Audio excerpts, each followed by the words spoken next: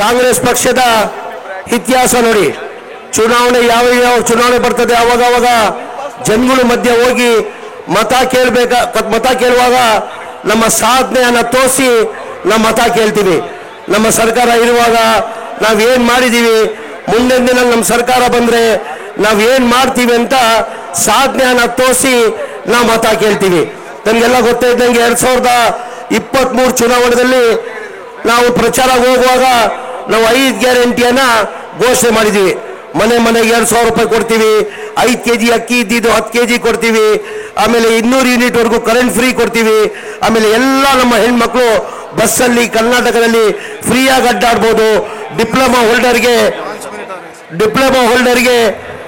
3,000 ರೂಪಾಯಿನ ಕೊಡ್ತೀವಿ ಅಂತ ನಾವು 5 ಗ್ಯಾರಂಟಿಯನ್ನು ನಾವು ಬಂದಾದ್ಮೇಲೆ ವಿರೋಧ ಪಕ್ಷದವರು ಇಲ್ಲ ಈ ಗ್ಯಾರಂಟಿ ಕೊಡಕ್ಕೆ ಸಾಧ್ಯ ಆಗಲ್ಲ, ಈ ಗ್ಯಾರಂಟಿ ಕೊಡಬೇಕಾದ್ರೆ ಕನಿಷ್ಠ 54,000 ಕೋಟಿ ಆಗ್ತದಂದ್ರು. ನಮ್ಮ ಸರ್ಕಾರ ಬಂದು ಒಂದೇ ತಿಂಗಳಲ್ಲಿ 5 ಗ್ಯಾರಂಟಿಯನ್ನು ಜಾರಿ ಮಾಡಿದ್ವಿ. ಅದ್ರ ಜೊತೆಯಲ್ಲಿ ಇನ್ನೊಂದು ಗ್ಯಾರಂಟಿ ನಾವು ಘೋಷಣೆ ಮಾಡಿರಲಿಲ್ಲ, 6ನೇ ಗ್ಯಾರಂಟಿ ಅಂತ ಹೇಳಕ್ ಬಯಸ್ತೀನಿ ನಾನು. ಯಾವುದಂದ್ರೆ ಬಡು ಜನಗಳಿಗೆ ಮನೆ ಕೊಡ್ತೀವಿ ಅಂತ ನಾವು ಯಾವತ್ತೂ ಘೋಷಣೆ ಮಾಡಿರಲಿಲ್ಲ. ನಮ್ಮ ಸ್ಲಮ್ ಬೋರ್ಡಲ್ಲಿ 2015, 16, 17, 18 ಮನೆ ಸಿದ್ದರಾಮಯ್ಯ ಅವರು ಹಿಂದಿನ ಮುಖ್ಯಮಂತ್ರಿ ಇರುವಾಗ 1,80,253 ಮನೆಗಳು ಸ್ಯಾಂಕ್ಷನ್ ಮಾಡಿದ್ದು. ಅದಾದ್ಮೇಲೆ ಒಂದು ಮನೆನೂ ಬಿಜೆಪಿ ಸರ್ಕಾರದಲ್ಲಿ ಸ್ಯಾಂಕ್ಷನ್ ಮಾಡಕ್ಕೆ ಸಾಧ್ಯ ಆಗಿಲ್ಲ, ಒಂದು ಮನೆನೂ ಕೊಡಕ್ಕೆ ಸಾಧ್ಯ ಆಗಲಿಲ್ಲ.